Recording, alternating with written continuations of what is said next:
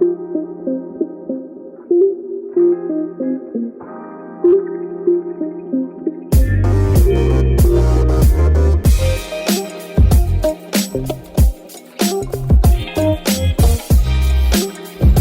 is up, and welcome to the Bruin Bible Episode 12. We have a regular in the house, Mr. Mike Regalado, in the building for the podcast. Mike, how are you doing today on this fine Thursday?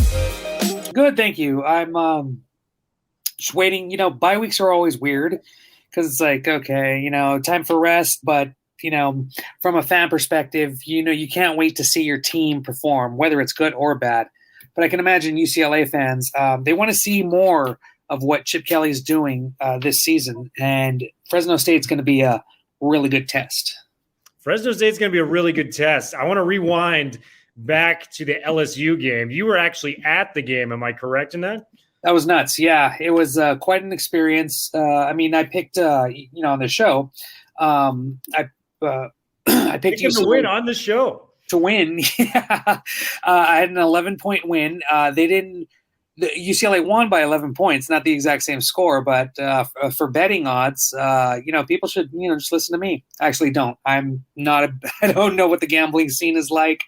Don't take advice from me. But I will tell you what I think is going to happen between UCLA and their next opponent. So. Well, I think you should take Mike's advice because he was one of the few that did pick UCLA over LSU. And frankly, it wasn't close. I know the score made it seem a little closer, but I've never seen a UCLA team dominate the line of scrimmage like they did against a powerhouse, a team that won the national championship 2 years ago with LSU. I know it's been a couple of weeks, but boy, the defense is kind of the storyline of the season. I know the running game has been sensational, and we'll definitely talk about that. But, just the blitz packages they were throwing at Max Johnson, the quarterback for LSU. This guy was running for his life on plays. You got guys like Mitchell Agude, who, by the way, may be the most impressive Pac-12 player in the entire conference through 2 games on the defensive side of football. He's been a disruptor, to say the least. Quantrez Knight is making plays, using him like we talked about in the preseason. The guy he reminded me of was Jamal Adams for the Seahawks in the NFL. Kind of that guy who comes up in the run game, blitzes off the outside. He has been such an impact maker for the Bruins. And then just to see Quentin Lake out there making plays. He broke up back-to-back passes that were so big in that early third-quarter drive that LSU had that played a huge part in LSU punting and UCLA going down the other way and scoring. Give me your assessment on the defense because, I think coming into this year, it's like, well, if the defense can, be competitive, we think the offense is going to be good. This could be a very solid team. I'm thinking, especially with what happened at USC, and believe me, we're going to be talking about the Trojans, this defense could be a top 40, 50 defense in the country. Do you think that's crazy? No. And it's an interesting mix of what they're doing because just overall, you're looking at the defense and you're seeing bodies flying around. You mentioned a bunch of guys who are contributing and they're stepping up. They're huge contributors to this very aggressive, very active UCLA defense. You brought up Quantrez Knight, and it's weird because he's not getting all the stats. Guys like Mitchell Agude are, getting the tackles for a loss, fumbles, sacks, tackles for a loss, guys like that. And Quantrez Knight, obviously, he's like the voice.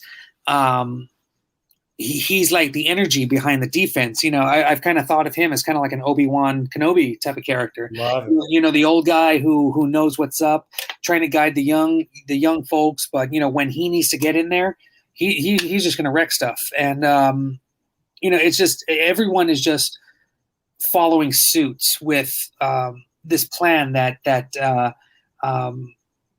this defensive scheme, which was helped introduced by Brian Norwood, has been a huge force under Jerry Azzanaro. And it's interesting because a lot of people that know UCLA have said that the defense has suffered. Well, now we're just seeing guys flying around. And they are, just so, I'm deep into the stats. I got some right here really quickly. UCLA's total defense, only 324 yards.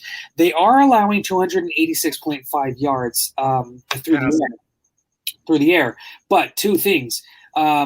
I'm going to get into the rush defense, which they're only allowing 37.5 rushing yards per game. Let's get into that soon. But the other thing, going back to pass defense, 286.5, when you really break that down, teams have to pass against them. And that's why that number is huge, because defensive passing yards per attempt is only 5.8 for UCLA, which is 37th in the nation. Yeah, that whole passing defense stat, that's something like 117th. Not good, but when you look at the actual passing yards per attempt, 5.8, that's a huge step up for this team. I wouldn't say it's elite defensively, but that's still really good. Now, let's talk about the run defense. My gosh, yeah. Two games in a row, UCLA has held their opponent to under 50 rushing yards. Hawaii, what did they get? 26, and I think LSU got 49. LSU, an SEC powerhouse, only got 49 yards against UCLA's run defense, and that's not going to stop. Obviously, I think that average is going to increase. Obviously, because teams are going to find a way to scheme around them, but I don't think it's going to get much. Increase much more, maybe double. I mean, you kind of have to. Only 37.5 yards per game. I would not be upset if that went over 70 yards per game. If it was 70 yards per game at the end of the season, that's still really good. Yeah, still really good. Yeah, and against Fresno State's not a great run team either. So I think that number's, like, at least for this next week, is going to stay there. But we have to focus on what's happening with the passing game. They have an amazing quarterback. They have a lot of guys that pass the ball around. Actually, Fresno State's team reminds me of the early Jim Mora team with Brett Hundley, how he would move the ball around, a bit of a run threat. He had several offensive weapons. So it's going to be a big test for the Bruins. I'm more scared of this game for UCLA than I was LSU. Wow, that's a big statement, and there is reason to be, that this statement could be very real. They went into Outson against an Oregon Duck team that just beat the Ohio State Buckeyes and were leading late in the fourth quarter until they blew that game. I mean, this is a team that can compete. Their offense looks great. The quarterback you mentioned, Jake Haener, he's the first quarterback in the FBS right now to throw for over 1,000 yards, 8 touchdowns, 73.6% completion rate there. He's got 2 really good receivers and 2 local kids, Jalen Cropper and Josh Kelly, both over 200 yards receiving through those 3 games. So it's a spread offense, quick read type of situation for Haener. And their defensive line has been very good too. They have a couple guys, I think they're averaging 10 tackles a loss per game. Just think about how crazy of a stat that is. Yeah. One of those games included the Oregon Ducks.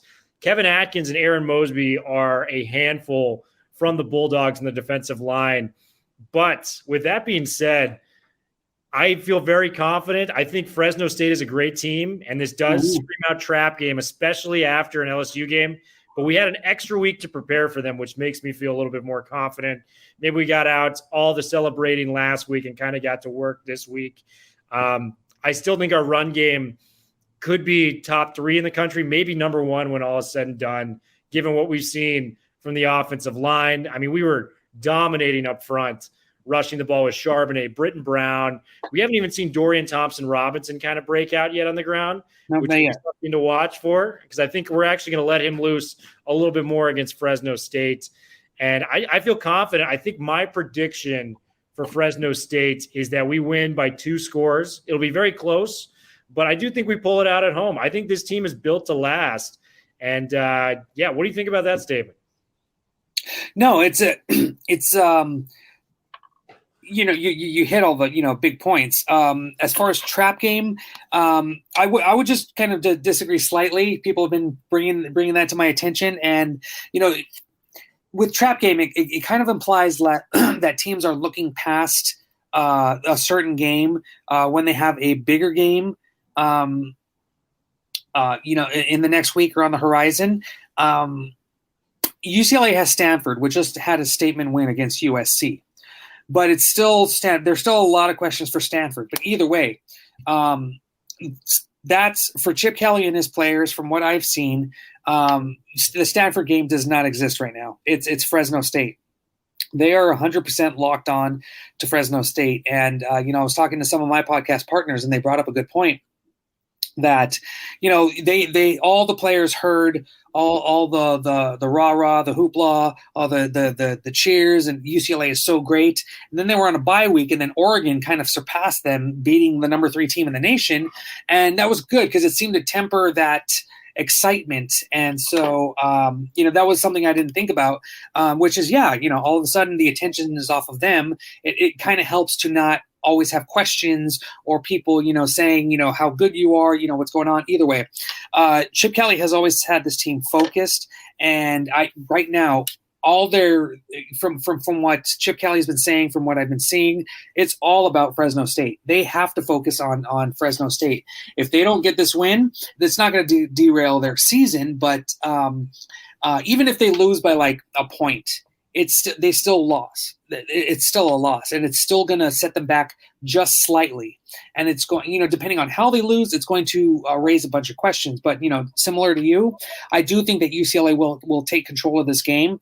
They are going to have a lot of trouble with Fresno State, but I think that UCLA just has a lot more talent, and the scheme on both sides of the ball is just dizzying for opponents. I mean, I can imagine the stress that the Fresno State defensive coordinator is going through right now. But at the same time, that's what's going through the heads of that's what's most likely going through the heads of the UCLA football coaches. How are we going to stop Haener? How are we going to limit these wide receivers? How are we going to, on the offensive line, how are we going to try to keep the Bulldogs defensive line in check? So it's going to be, a really good game in that aspect, because there's going to be a lot of balance. This team is a bit more, has a bit more advantage on this side. That team has a bit more advantage on that side. That's what's going to make this a really good game. I totally agree. And I think these are two really good offenses that are going to be matching it out. You can make the case that this might be a more complete offense than LSU is right now. So not a game to walk over. And I agree with your point in terms of a trap game. This is a solidified opponent. They can't be looking at it as a trap game. And it's reassuring to hear that Chip Kelly is treating it that way. I kind of want to touch on some key points on the offensive side of the ball.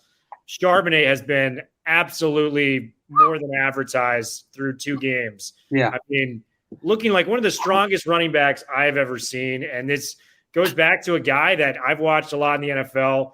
He reminds me, just in terms of when he gets hit by that first defender, his legs keep moving almost like a Marshawn Lynch, where it's just so hard to tackle him. 2 or 3 defenders coming up. I mean, this is LSU defenders. A lot of these guys are going to get their shot in the NFL. He's dragging 2 or 3 guys 4 extra yards, to pick up some of the stuff he has. One of the questions I asked last week to our guest was, do you think if this continues, Charbonnet could be in the hunt for maybe like the Doak Walker Award? Because he's averaging over 13 yards a carry right now. It's literally insane. Like, his touchdown runs, the first game alone, it was 21, 47, and 21 yards. It's one thing for the line to create a hole, but he's outrunning defensive backs at his size, like 6'2", 220, and that speed. This guy is just a handful. What has been your impressions of Charbonnet, and do you think he can be on those award watch lists when all is said and done? My assessment of Zach Charbonnet, to quote the great Clubber Lang, pain. This guy is just he's a human pinball. He just bounces off dudes, and he just doesn't care. He will smash through people, and we've seen it. It takes multiple guys to take him down, and not just to take him down, but to contain him. Charbonnet will have there will be a guy that has Charbonnet in his sights, and Charbonnet will just do a quick left right quick juke, and boom, he just has another 5 extra yards. So he's just been a wrecking ball, and it's doubly impressive the fact that he's only part of what UCLA's running game can do, because, not to be overshadowed, but Britton Brown is actually is also pretty impressive as well. I think against LSU, Charbonnet had 114 yards. Brown had 78, I believe. He's averaging something like 6 yards per carry. That if Charbonnet's not ready, just give it to Britton Brown. He's going to have you a first down and 2 downs. So it's like this is just an amazing feat that we're seeing by both running backs. But you also cannot you cannot overlook UCLA's offensive line, and not just their offensive line, who has just been spectacular in a lot of the pin pull situations, but their tight ends and their wide receivers who have helped open up lanes, are going across the play to set blocks so that Charbonnet can get those extra 5, 6, 10, 15 yards. It's just amazing how connected and just in the zone the entire offense is when they have the ball. So it's definitely it's great that you have guys that can actually put their head down and get you those touchdowns, those long yards, but it all comes together because of the mind of Justin Fry and Chip Kelly. Josh Kelly is the receiver for Fresno State. And former UCLA running back Joshua Kelly. So it wasn't too bad of a Freudian slip, man. We have former Bruins like that. So and also, Deshaun Foster with the running game, getting those running backs prepared. It's just a really good coming together, cohesiveness right now. And we saw a little bit of it last year, but now things are really starting to come together for UCLA's offense, and it helps that the defense is balancing things out by getting the ball back for 3 and outs. If the opposing team drives down the field, they're holding them. They're holding them to the 40-yard line or something like that. They're holding them to only field goals rather than touchdowns. So it's really impressive. You don't want to toot their horn too much, and I know the team doesn't want to either because it's only 2 games. But from what we've seen compared to what we saw the last 3 years, this is night and day. This is quite a force to be reckoned with. It's insane, and this is as advertised. Chip Kelly specialized in changing college football with the run game. That's what he was able to do with Oregon. He finally has the personnel to do that at UCLA. When Britton Brown, like you mentioned, is your second tailback, that's a hell of a second tailback to have. This guy, is probably a top 3, top 4 runner in the Pac-12 in general, and he's splitting carries with, maybe outside of CJ Verdell, the best back in the pack, which is Charbonnet, in my opinion. Mm-hmm. Got to give Verdell his due because he went off at the work against Ohio State. He was phenomenal, but just such a luxury to have those 2 guys there. Mike, give me your prediction for Saturday's game. Do you think the Bruins get it done, and what is your final score? I think they do. I think this is going to be the closest game, even though I'm picking, a double-digit win. I think this is one that's going to test the Bruins a little bit more than they have been. Maybe hold, maybe neck and neck through 2.5, 3 quarters, but I think UCLA, they finish strong, and I'm predicting what was my prediction? I think it was 35-18. A weird score, but it's a weird year.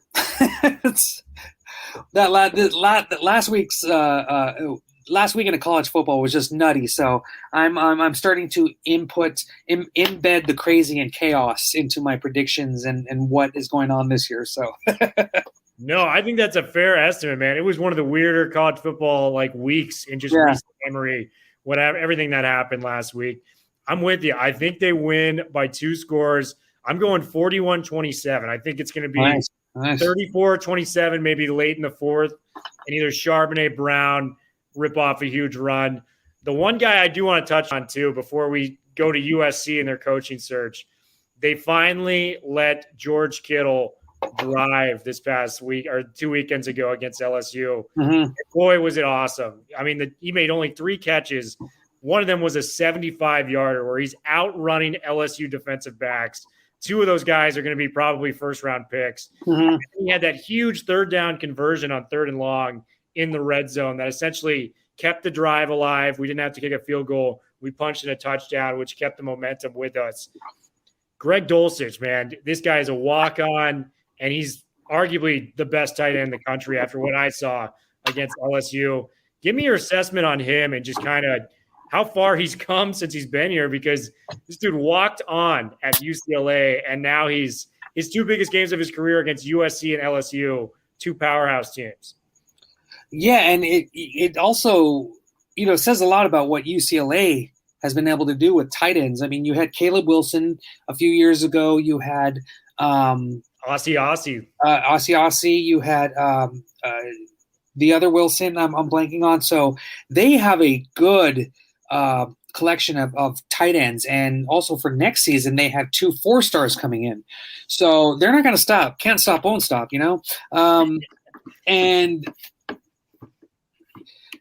But the thing is, the development is good.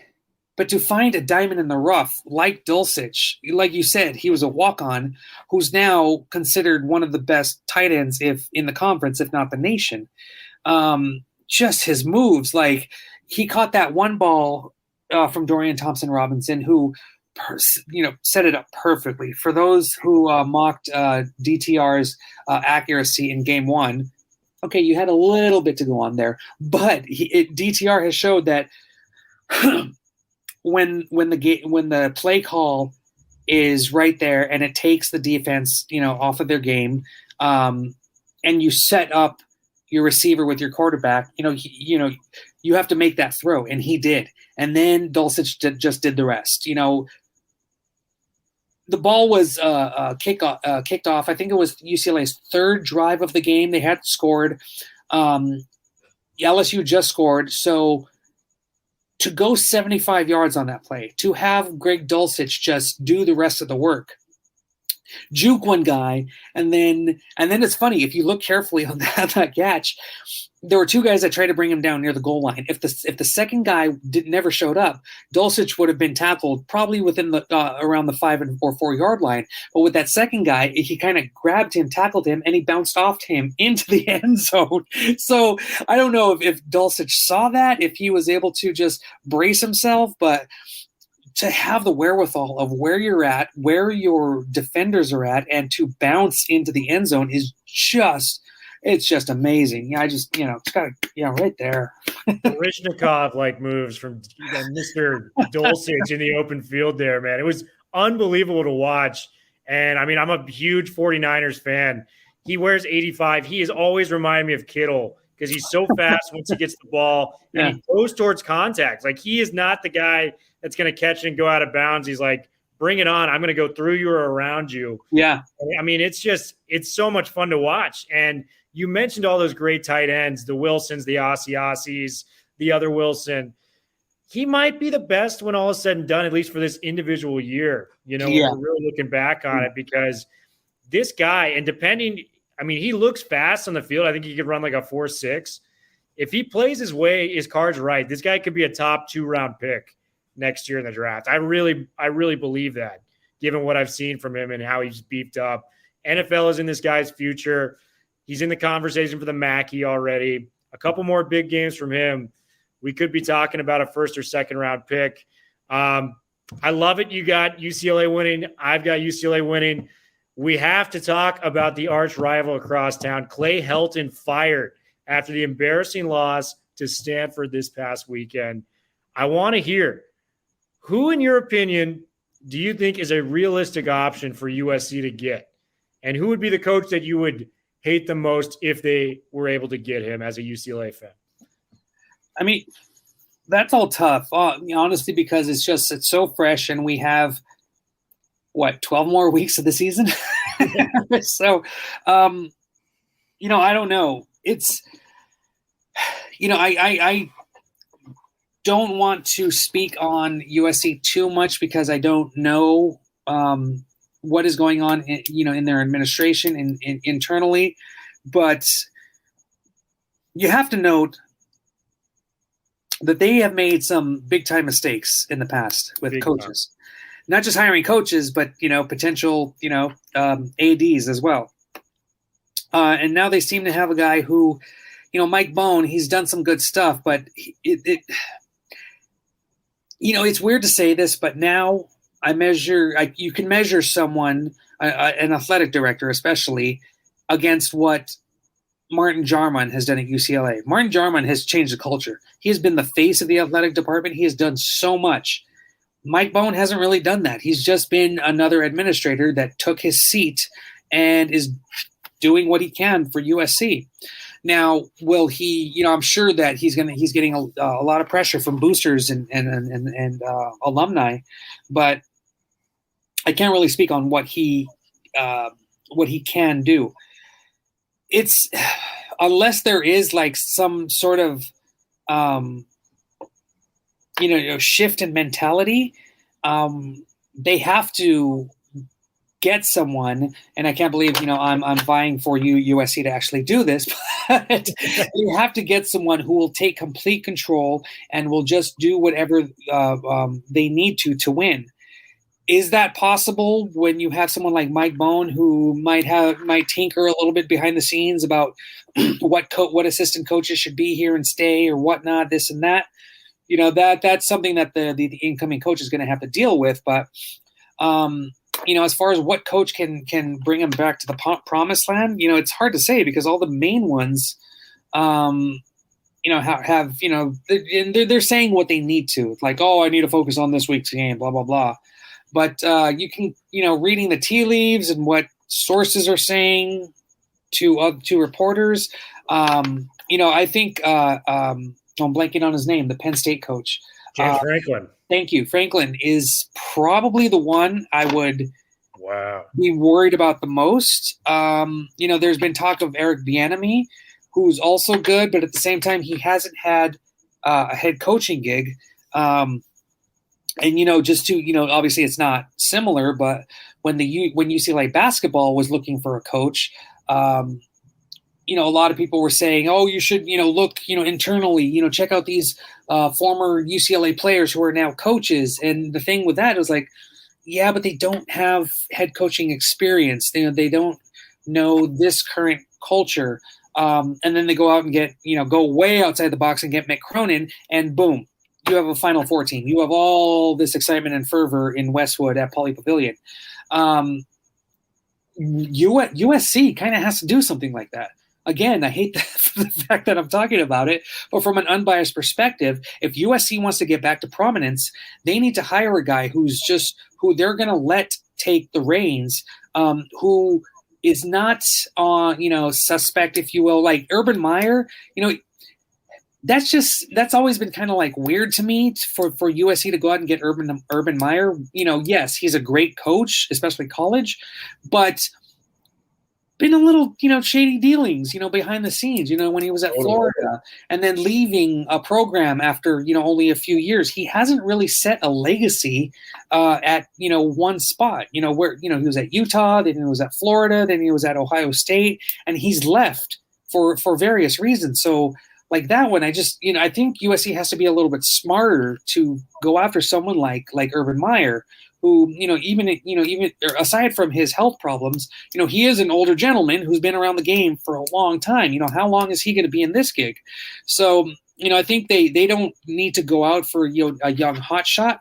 What they need to go out and do is find someone who will, who has a proven track record, can recruit, can bring in his own people and put in the culture, the smash mouth culture, in my opinion, that USC is known for. And and if they do that, and they need to let him do it. They can't interfere. Let the coach. Let him have complete control of the program. They know what to do with their staff. That's just what they need to do. If they let someone like Franklin do that, I think USC is going to be, on the path to success quicker than we know. I think you're spot on. And I think the pressure is on, especially if UCLA has a big year, which we both think they are on their way to doing if they can continue to pile up these early wins. Yeah. Because it's a matter of taking back the LA fan base. They've kind of whiffed on the last three coaches. Sarkisian now at Texas, Lane Kiffin now at Ole Miss. It's kind of funny because it's Nick Saban's rehabilitation program for both those guys. I think the joke running around was, how much time is it going to be till Clay Helton goes and joins Saban's staff and then has another job like the other two? But, this is the third guy that just has been mediocre with the talent and prestige that USC does bring to the table. I think you bring an excellent point with James Franklin. If they can get him, that is a very, very good hire. And, that would be very tough to compete against in-state. I've got a couple other hot potential hires. We mentioned Urban Meyer. They're probably not going to get him. He just went to Jacksonville. But they could get his former defensive coordinator, who's now head coach at Cincinnati. Luke Fickell has done a great job with rebuilding that program out in Cincinnati. Yeah. He was the defensive coordinator for Meyer at Ohio State. So you may not be able to get him, but you may be able to get his coordinator. Brings in similar philosophies. He's won wherever he's went, so that would be a great coach. And then kind of the outlier pick, and I want to hear your reaction on this. And, if they're even thinking about this, you were talking about getting recruits there. Deion Sanders, primetime, coming to Los Angeles. X's and O's, I don't know if it makes sense because he is a first-year college coach. Yeah. But if you can bring that guy in with some coordinators, if he walks into a recruit's house, it's going to be very tough for them to leave and be like, hey, I'm not committing to prime time. You and I are football fans. Players are football fans themselves. Everyone knows about Deion Primetime Sanders. If he went there and they surrounded him with the right coordinators, I would think they would have a top 3 to 4 recruiting class every single year with Deion Sanders there. And you match it with the Nike presence. That would just be something special. Definitely. But is that what USC wants? I think they need to that would be awesome. That would just bring a lot of attention and that will help her with recruiting. But honestly, even in a bad year, USC doesn't suffer that much in recruiting. I think right now what they need to focus on is bringing a coach that is confident, knows how to run the ball, pass the ball, defend against the ball. Like this year, I think we'll add a lot to the mystery around Deion Sanders. But, even if they, what if they do something like bring in like Franklin and Bieniemy, that would be scary, just something like that. It's like, hey, Franklin's going to take over, but hey, I want to hire, Bieniemy as the OC. That's just stuff like that's going to be killer. I don't know if their coaching philosophies would mesh that well, but I think that's the route that they need to go with proven coaches with proven track records. So, like I said, if I was USC, knowing their legacy, you just have to, trust the coach to do what they need to do to get this thing back on track. I totally agree. Last question I got for you, Mike, before we sign off. You're betting your next paycheck on who is the head coach at USC a year from now, out of those candidates we just talked about. And it very well could be somebody we don't even know. Mm-hmm. Are you betting that's James Franklin, or who are you betting on? Honestly, I would probably I'm scared. I'm kind of scared of Fickell, which tells me that might be the the new Trojan coach. He's a really good coach. He turned that program around. He knows how to recruit, and he's doing it all out of Cincinnati. A Group of 5 team rather than a Power 5 team. Who's they're in the top 10, I believe. So having that much success at a school like Cincinnati, and I'm not demeaning Cincinnati, but like I said, they are a Group of 5 team rather than a Power 5 team. Having him go in and do so much with so little, that is going to be huge for, any huge program, which, all of that is, already inserted. Oh, we have the facilities, we have the location, we have the recruiting. We just need the coach. And that's pretty much it. They just need to get a coach. And so, if they get, whether it's Luke Fickell or Franklin, I think that they will do very well. But right now, I would bet that they would get Luke Fickell. Luke Fickell is the guest from Mr. Mike Regalado. Yeah. Let's hope whoever goes there loses to the Bruins consistently. Mike, this was a lot of fun, man. We got to do some ska punk reviews next time around.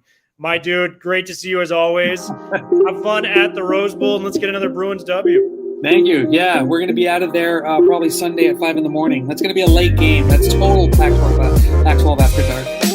Pac-12 After Dark is right. Bruin Bible, we are out.